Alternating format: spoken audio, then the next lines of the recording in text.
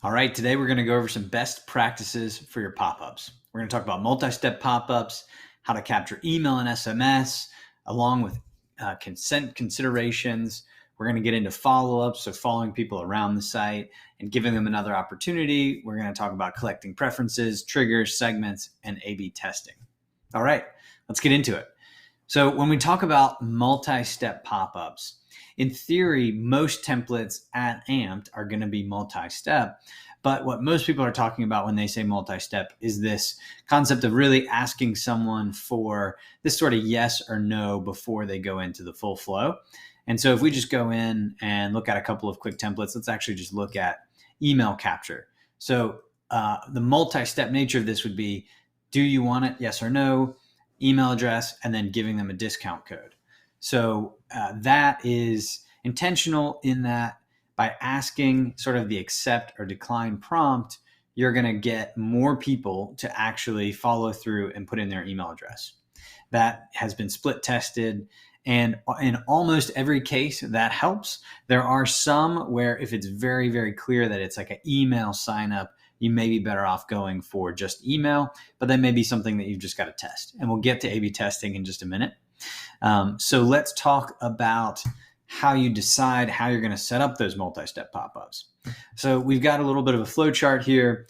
And the first question is, are you going to try to gain that buy-in by doing sort of the yes, no step? So do you want to go claim the code or decline the discount?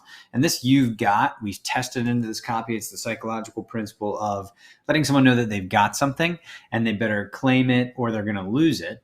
And then so do you want to do the yes, no, or not? That would just be going straight into email or asking them accept or decline. And then the next question would be, do you want to capture SMS as well?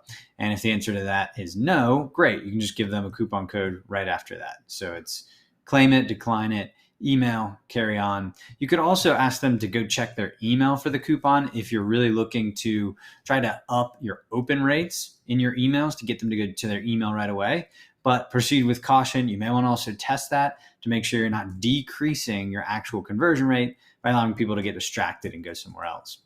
So then if you're going to SMS opt-in, then you need to decide how are you going to opt them in. Do you want to do the tap to text method, which would look like this, where we've all seen this, you sort of click the button, it pre-fills a text, you send it, and then you get back a text and you click it and you come back to the site. Or you can just simply put in your phone number. Really, it kind of comes down to what your personal preferences and also potentially what your constraints are from your SMS platform. For example, if you put the phone input in, and so if you want phone input on both mobile and desktop, these can both be the same, just a responsive design. And then if you have to reply Y. So some SMS providers allow your phone numbers to be added via pop-ups, but will then text the phone number a confirmation text as an extra consent. That looks like when you send the text and you get back, hey, please reply yes, or sometimes Y, depends on the provider. Do you want to reply yes or Y to receive updates? With Klaviyo, you can bypass that by using single opt-in for your list and just put them directly in, and you can give them a coupon code and then give them a reminder bar. So on that flow, it's put in the phone number and then go straight in, show them a code. Or if you must reply Y, you can say check your text and reply Y. We've also been doing another step after this. So if it's check your text and reply Y, and they do sort of the activate, they do the tap to text, we can give them another one that says, hey, don't forget to check your text. If you haven't sent the text, do another one of these. So you'll see that in some of the templates. But this is really the flow. So is it just email or are you capturing SMS as well? And then do you want to do that tap to text? And then on mobile device, you would go to the tap to text. On desktop, there's no such thing because you can't guarantee that everyone has their computer hooked up to their text. So when they hit that button, you're not sure if it's going to pull up the text. So on desktop, you really just need to ask them for that phone number in an input field. And then in that case, it goes back to, are you going to require that reply Y or not? So that is how you pick the right pop-up flow. And in Amped, you'll also get this as you're going to build a template. So we're on Knightsbridge, And if I go to email and SMS, it's going through that same process and asking me what type of consent do I need. If we go with, say, Klaviyo, phone input, here's our flow. We can open it in the editor and we're off to the races. We can use this thing and start creating from this template. So let's go back to our best practices. Let's talk about follow-ups. So those follow-ups are built into Amped, and pretty much every platform is going to have this. In Amped, you can kind of create this however you like.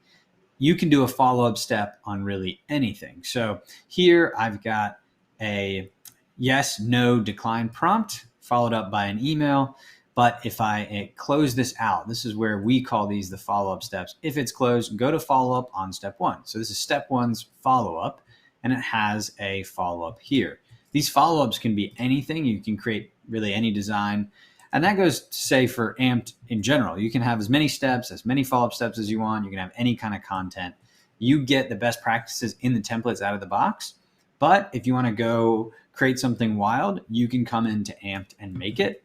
So then we have our follow-up step here, and then we have different settings on that. If this thing is closed, it's going to end. But if someone goes to another page or maybe reloads the page, this thing is going to stick around, give them another opportunity. When they click that button, it's going to come back and go to that email step. We can have a different follow-up on different steps. So if they've made it past email, they've put their email in, and then we're going to ask them for their phone number. If they close this step, we're going to go over to follow up on step 3. And then this one, when they click it, it's going to bring them back to the parent main step, which is this one. And then here, after they've put in their email and their phone number, we're going to give them a discount code.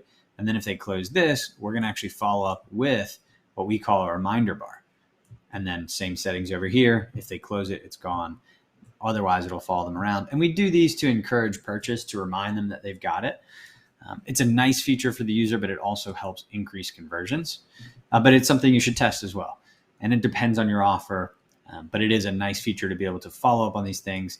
In Amped, you can even have follow-ups to the follow-ups. So you could say, if they actually close this, you could go to a smaller follow-up. But that's up to you what you want to set up for your site. All right, let's talk about collecting preferences. So we've got several different ways that we can do this. And I'm just going to pull up a few quick examples. One way is to ask it when you're going to capture that information. So here's one example, a client of ours, Healthy Place. What they're doing on their pop-up, if we take a look at this, they've got a yes-no step, and then that's followed up by your email address, and then what are your top health interests? And for them, they're using these checklist elements. So they have a value, and then if they're checked, you can see what they are. So let's just go preview this thing. We're actually previewing it on the site. Since the code snippet's on the site, it's going to actually trigger that Amped campaign when I go to that URL. If I say activate, then I've got my sort of check boxes that I can check off what I'm interested in. And this client in particular, if they're using, well, they are using Klaviyo, that's going to go through as a Klaviyo profile property. So then in your flows, you can target based on those preferences. Another way that clients are doing this is on the actual first step. And this is actually, you would think this is a longer form, but since the UI is clean and this is trying to get to know them better, this actually performed better than leaving off the top health interests. And that was tested with thousands and thousands of visitors. But another interesting way to do this, to capture and collect preferences, is to do it on the way in. So another really cool example of this with a client of Amped is Hail Mary. So they sell these fantastic chocolate cups, but on the way in, they're going to ask them, what's your favorite cup for 15% off? Is it dark chocolate, chocolate almond butter, sweet potato pie? You get the idea. And then they're going to click one of these. It's going to go to the next step. And then, okay, great, sweet choice. And your email to unwrap your discount. They're getting a bit playful with the copy, but they've got a great ad there. They're doing the tap to text plus phone number if you're on desktop, and then giving them their code. Really nice follow-up step. You remember that. Theirs is pretty custom. So they've got a very elaborate one here with tons of animation. Really nice. But if I put in my preference, that's going to go directly into Klaviyo, show up as a profile property. And by asking them more about them on the front end, this even works better than a yes/no step. It needs to be used in the right context for your brand, but another great way that you can capture preferences on your pop-ups. Let's talk about triggers.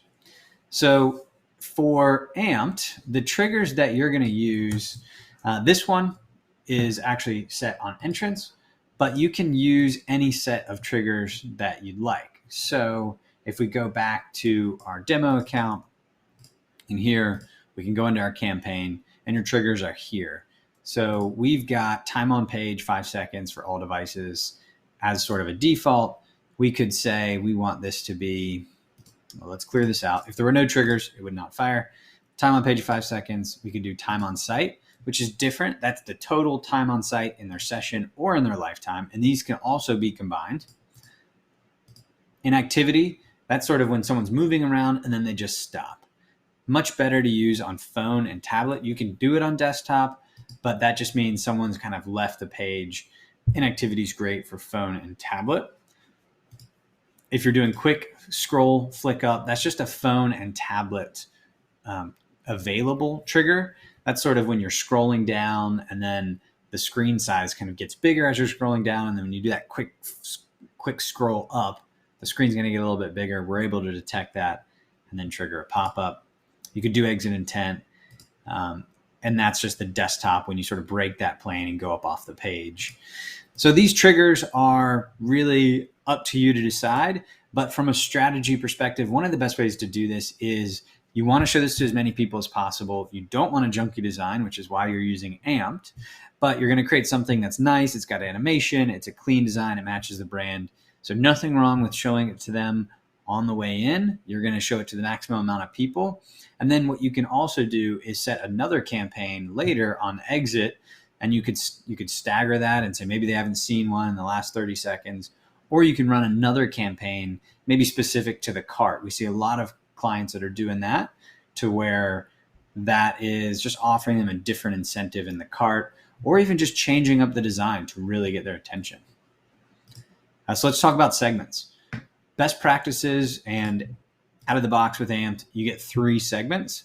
So that's your anonymous visitors, your already known visitors, and your all visitors. These segments can be used from inside of your campaigns.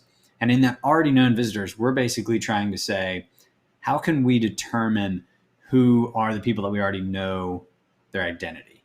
Maybe they've placed an order, they've signed into their account, they've opened an email and clicked that link, or they clicked a text. But if there are other pages where you know, okay, that is an identified visitor, if you have a custom shopping cart platform or something like that, this is a great place to throw in here. And then you can just use those segments from inside of your campaigns. That way they're reusable. And then you're really just setting up your rules for that individual campaign. And you can mix segments as well. So you saw how we have anonymous visitors is not in segment already known visitors. And you can edit these segments, create as many as you want. But segments are a great way to target your visitors. And then in addition, you can create segments based on types of traffic. So if you wanted to run a campaign just for the traffic source, let's see, where are we? Traffic source of maybe Instagram. So if you know you're running a particular campaign for Instagram, you could run this one just for that traffic coming in off of Instagram. It's going to check those rules and find if they're in there. It's going to do a bit of an analysis to try to determine, is it from the referring source? Is it on the UTMs? But this is a nice way that you can target a traffic source directly from Amped in a very easy way. You can also do it based on maybe they have visited a URL that contains more than 0 times in their current session.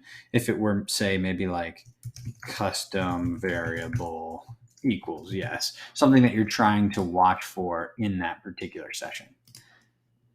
So that's segments. Let's talk about A/B testing momentarily. We've got a lot more on this in the university and a lot more coming out all the time. But as a general rule of thumb, the things that you want to be thinking about for your campaigns are really, how can I make this more clear? How can I get this to be something that they're going to pay attention to? How can it be more on brand? How can it be more engaging? There are some psychological concepts here, like the yes, no, and then leading into email capture. And you've really got to provide some value. This one clearly is 20% off, but if you're going with something else, just be clear on giving them a reason as to why they need to opt in. If it's just, hey, join my newsletter, that's probably not enough. But if you only are dealing with the newsletter, are there free resources, guides you could give someone, or are there things that you could do to really sell why they need to be on that newsletter? This is really selling someone on why they need to give you their information. And that's it. That is really the best practices. So now it's time to go make it happen. Grab a template, start customizing it. If you haven't watched the one-on-one crash course, highly recommend that video to help get you started. And we are here if you have any questions or we can help you in any way. We'd love to chat with you. Make it happen.